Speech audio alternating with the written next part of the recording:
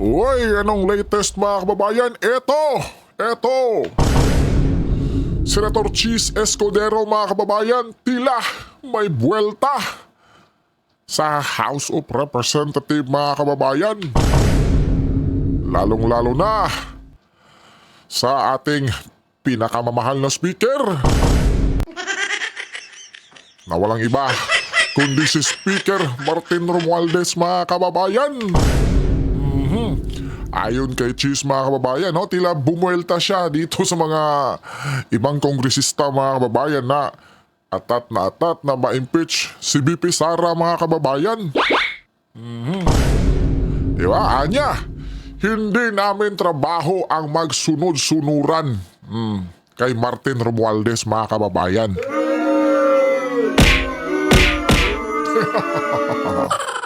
Diba mga kababayan, tamang-tama yung ginagawa or sinasabi dito ni Senator Cheese Escudero mga kababayan.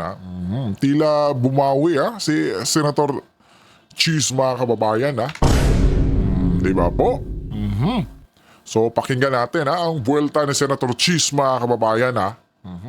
Ang mga kongresista tila nasasanay na diktahan ang Senado kaugnay sa gusto nilang mangyari sa impeachment.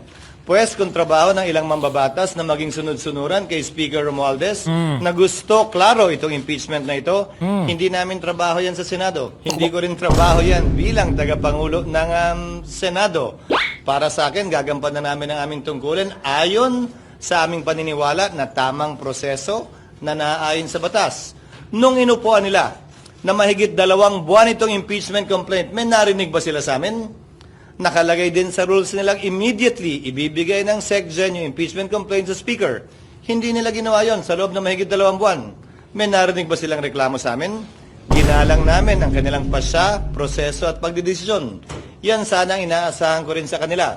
Subalit maging ganun pa man, hindi ko pwede silang gawin, piliting gawin o hindi gawin ang particular na bagay. Gayon din sila. Kung nais nila maging sunod-sunuran sa gusto ng kanilang speaker, pues hindi po namin trabaho yan.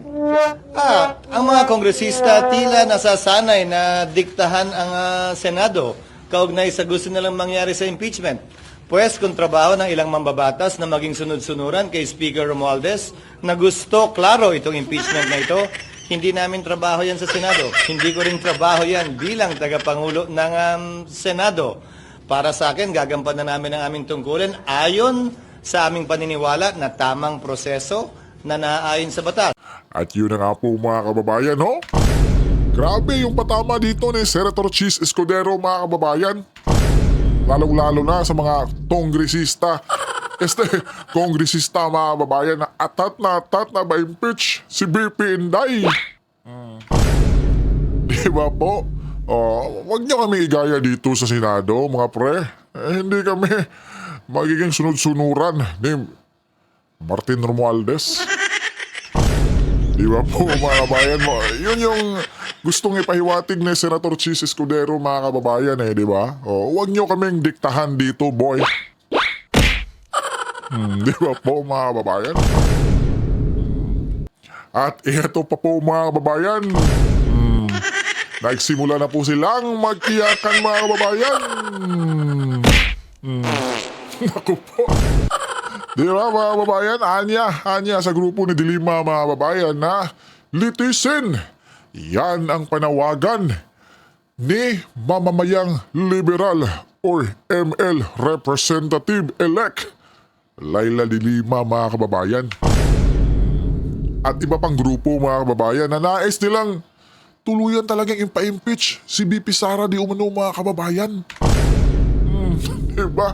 Nagdrama na naman ata mga kababayan. Diba po? Eto mga kababayan natin opinion kayo mga kababayan tila nagdadrama na naman sila mga kababayan. Diba po? Mukhang si Madam Laila kasi. Tingnan natin mga kababayan wait muna mga kababayan Wait muna a minute. Pasok! Op! Yun lang pala mga kababayan. Litisin akala ko Yun pakinggan natin mga kababayan Litisin! Litisin! Litisin!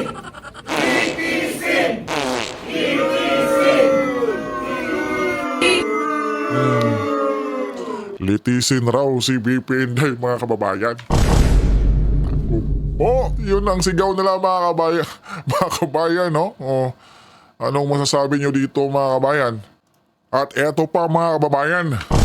Oh, isang kongresista si Representative Valeriano mga kababayan.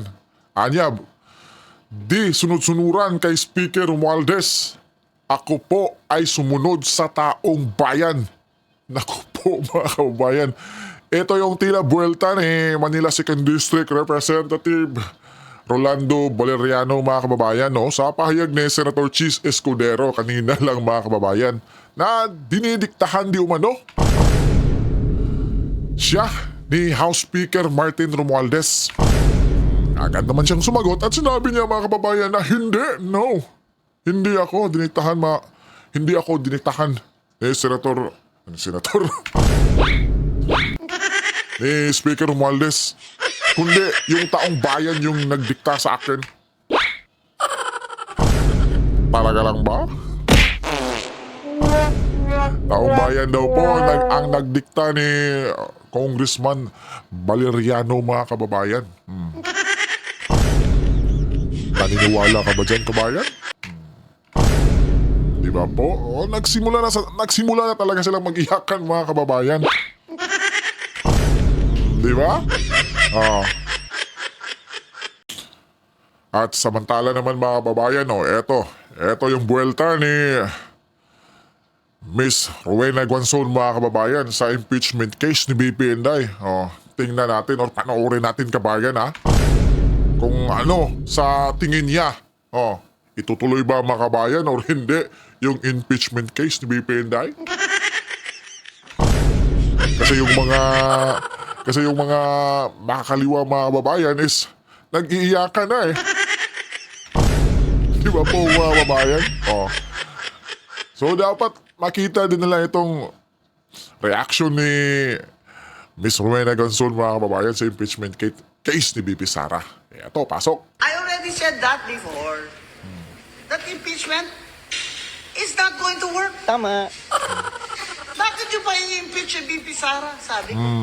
Sa kadami-dami ng trabaho nyo, Tama. kayong mga senador at congressman, lalo na yung mga congressman, kadami-dami ng problema ng bayan, Tama. unahin nyo pa talaga ang pagpapatalsik sa Vice President. Tama. Sinabi ko na yan noon pa. Tama. Ano naman pala ang ebidensya nyo? COA? Tama. Eh, nakita ko yung testimony ng COA auditor eh. Sa house. Nakita ko sa video eh. Anong sinabi niya? Or na document na hindi po nila na-submit or nag-submit sila pero hindi po sufficient siya to answer the requirement of the joint circular. Sinabi ba niya may final na disallowance? Tama. Sinabi ah. Tama talaga no? Tama ka dyan, sobrang Lods. daming Tamang problema tama. ng Pilipinas, inuuna pa ng congressman, ng mga senador ang pagpapatalsik Nako. sa ating vice president. Di ba napaka-desperado? Di ba? Parang wala ba kayong ibang trabaho na ginagawa para ura-uradan yung isingit yung impeachment? Hindi naman yan ang kailangan ng mga Pilipino. Kaya agree ako kay Attorney Guanzon, walang kwenta yung impeachment. Tama. Kasi in the first place, hindi naman yan ang kailangan ng mga Pilipino. Kailangan nyo para makasurvive kayo. Kasi alam natin, hanggang andyan pa rin ang mga Duterte, hindi kayo mananalo. Kaya ang gusto nyong gawin, i-impeach si VP para hindi na makatakbo sa next election. Mga hayop talaga kayo. Hindi ba yung sa tingin, Ray? Oo nga. At samantala po mga kababayan, eto, pakinggan natin itong napakagandang pag-analisa ni Boss Jojo di Guzman Connect TV mga kababayan sa ginawang moves ni Senator Chis Escudero mga kababayan na tila ba'y kumakampi na kay Madam BP Inday Sara Duterte mga kababayan.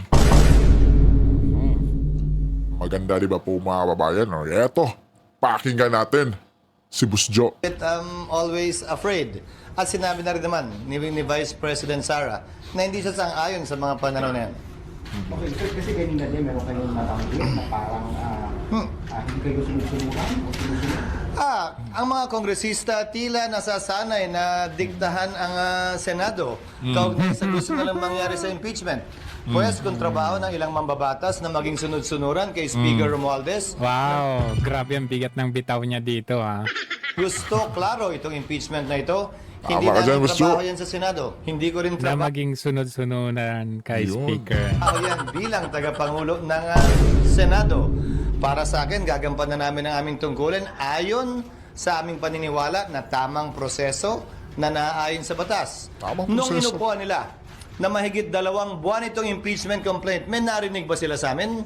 Wala. Nakalagay din sa rules nilang immediately ibibigay ng SecGen yung impeachment complaint sa Speaker. Pero hindi hindi. nila ginawa yun sa loob ng mahigit 2 buwan.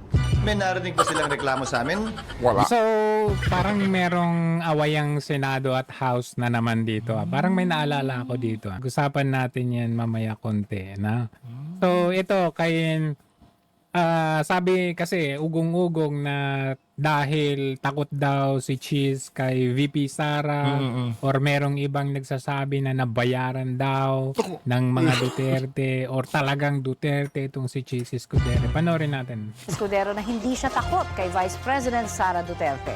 Hindi kami utusan ng Kamara. Hindi ako sumusunod dahil gusto lamang ng Speaker ng Kamara na ma-impeach ang ikalawang Pangulo. Gagawin namin ang aming trabaho ayon sa batas, ayon sa pananaw ng Senado, nang hindi sunod-sunuran lamang sa gusto ng isang tao o ng kabilang Kamara. What happens? Wala pong trial. Is it that plain and simple? Hindi siya matutuloy dahil mga masusunod mayoriya. Ngayon kung mali yun sa pananaw ng ilan, malaya silang pwede maghain ng kaso sa Korte Suprema. Ngayon, sa kabilang banda, Pinky, tingnan mo rin yung practical side ng hypothetical question na tinatanong mo. Kung mayoriya ng Senado, ibig sabihin 13 out of 24, nagsabing wala kaming jurisdiction, higit yon sa 1/3, ibig sabihin hindi na aabot sa 2/3 yung magko-convict for whatever reason. No jurisdiction, no evidence, kung ano man ang rason. Dahil ang kaso na didismiss yan, base sa kung ano mang rason. Ang kaso na ko-convict ang sino mang nasasakdal, base sa kung ano mang rason din.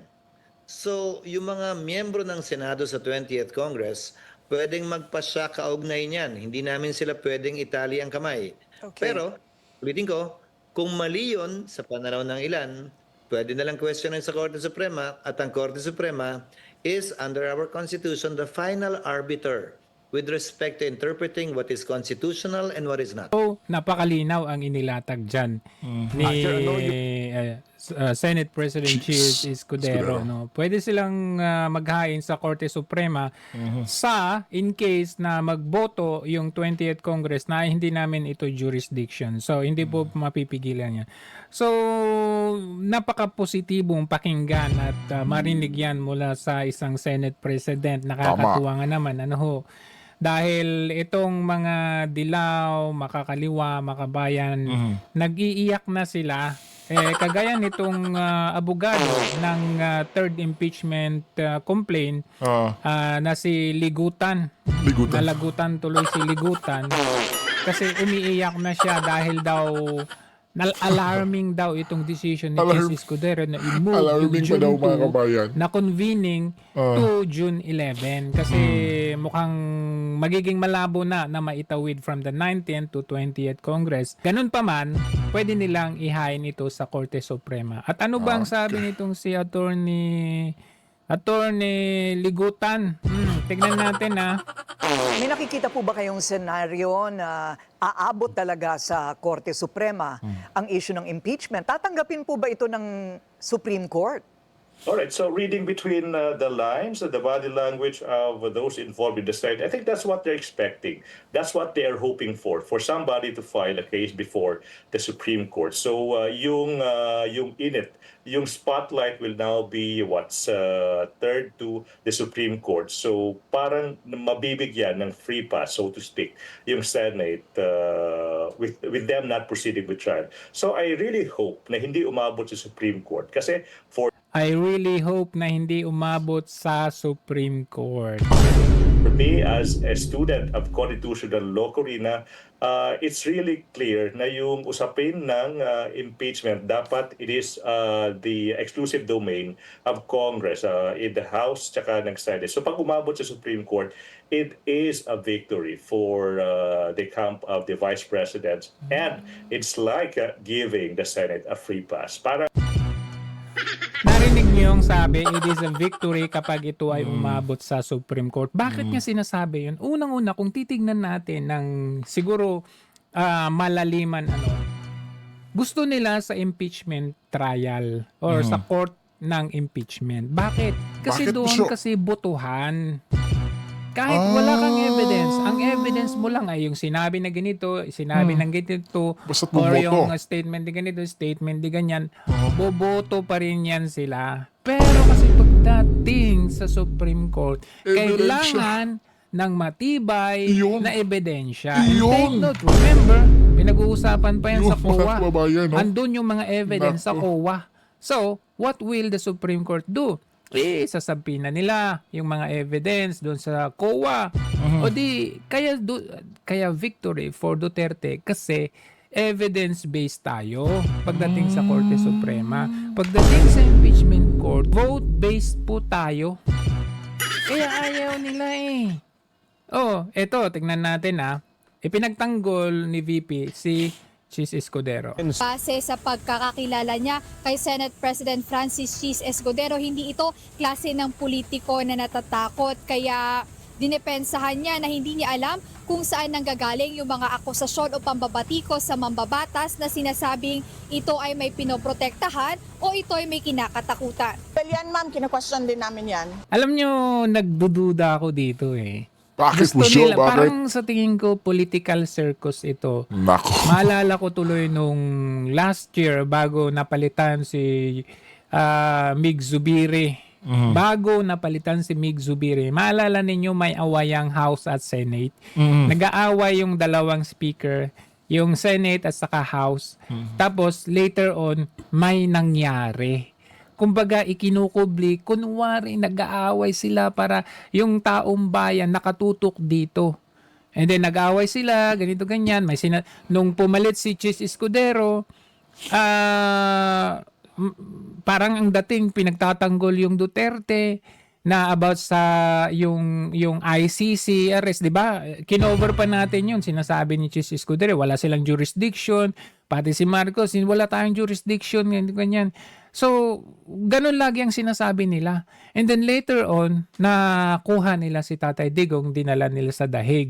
So dito na naman, nakikita ko parang gusto nilang maggumawa ng circus. Kunwari, nagagalit yung mga makabayan, yung mga dilawan, yung mga tropa nilang mga dilaw dyan sa House at sa Senate. Kunwari, umiiyak sila Risa Ontiveros, ano ba yan? Ba't pinopospon? Ganito, ganyan. Kunwari, para tayo, natutuwa tayo kasi during that time, bago na aresto si Tatay Digong, di ba, nagse-celebrate tayo dahil umiyak kayo dyan kasi wala naman talagang jurisdiction. Sabi pa ng presidente, sabi ng ganito, sabi ng ganyan. Even dun sa impeachment, anong sabi natin? Sinabi mismo ng presidente, walang impeachment. Pero kahit na sinasabi nila, umiiyak sila dati kasi bakit ang tagal isubmit ng Secretary General kay Speaker Martin Romualdez. At the end of the day, kinonsolidate nila yung first impeachment complaint, second impeachment complaint, third impeachment complaint. Kinonsolidate nila lahat yun as one impeachment complaint. Tapos na-forward na nila from the Speaker to the Senate. So nakita ninyo yung ginagawa nilang political circus dito. Ngayon, ganun ulit ang gagawin nila dito. Kunwari lang sila. Kunwari lang na ipopostpone. Para pagdating ng time na yon, let's say, sabi na natin, okay, naipostpone, naituloy yung impeachment, nagkabutuhan, natalo ang kabila, nanalong Duterte, pero hindi yun talagang plano nila, kundi yung ICC, or pwede rin, kasi maraming mga possibilities na ginagawa nila dito. Pwedeng ipopostpone lang muna nila, pero ipostpone nila para tignan nila, medyo babalanse nila at titignan nila kung alin dito yung matutuloy. Kung hindi matuloy yung impeachment, ICC tayo. Kung matuloy yung impeachment, okay lang kahit walang ICC. Kumbaga, tinitignan nila yung mga dalawang options nila. Pwede, Gusto. So, bagamat nakikita ko dito na medyo firm si Senate President Chis Escudero, medyo may duda pa rin ako na parang ito ay dog show nila, political circus nila para sakyan naman ng mga tao, magkampante, matuwa-tuwa tayo dahil ganito si Chis, and kinukundina nila si Chis Escudero, pero later on baka magulat-gulat tayo, bigla na lang palang inaresto itong sila Senator Bato, Senator Bongo, kasama na yung Vice President. So ingat po tayo huwag muna tayong mag-agang celebrate. Tingnan natin yung mga pakulo at anggulo na ginagawa nila. Nako ho, delikado.